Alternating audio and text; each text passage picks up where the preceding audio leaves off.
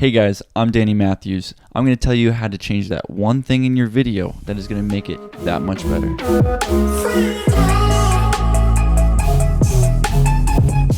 Hey guys, how's it going? I want to talk about a subject that I see in a lot of people's videos that they either send to me, my buddy's just like, hey, can you check this out? Or I just see online, or even on Instagram or wherever that may be. I look at this and I'm just going, why would you choose to do this one thing to your video? It really irritates me because I feel like this one thing is very, very important to making your video, first of all, start off in a really good note. And if you mess this thing up, it's not gonna work well with your overall theme and how the video is gonna flow, and also the feel that you want to give to the video. This one thing I'm talking about is typography. Guys, typography is so important when it comes to video, and I see so many outrageous things in videos that I'm just like, look, like your video is pretty good, but why did you use this font? Like, why did you do it this way? And it doesn't even align to the style that the video is, or the movie in that fact.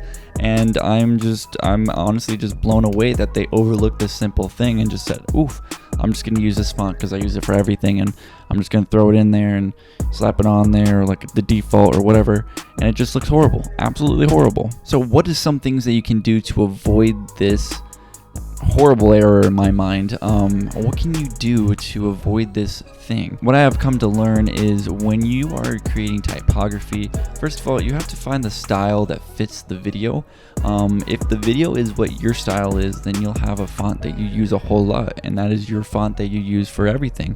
In that case, you can't use that font for everything because it matches. It has the same brand, it has the same atmosphere, the same designated feel for what the video is. But using like a crappy weird font or a wiggly font, and just the spacing between two words are just outrageous, and you're using strange colors, and the weight of it is just off. Trust me, I've seen all kinds of things, and I'm honestly just like, what? I don't get it.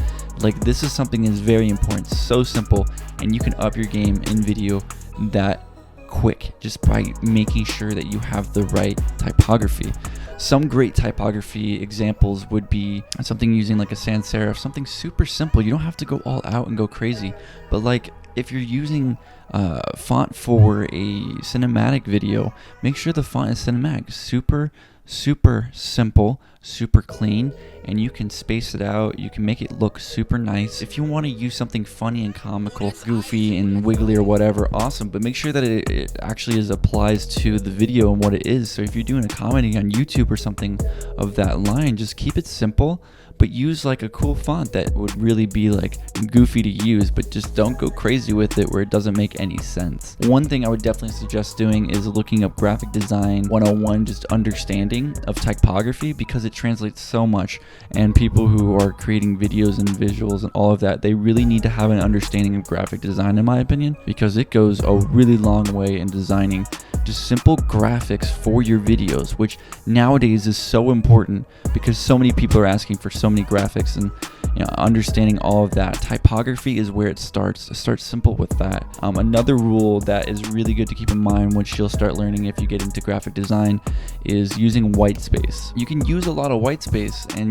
don't have it on the edges, don't have your font all over the place and super big. And when people talk about white space, I see a lot of white space between words, and honestly, I don't understand, why would you ever do that? Grouping is very important when it comes to graphic design and in videos, as you're doing any kind of titles, any kind of credits. And if you have too much space between the two words, it looks very, very odd.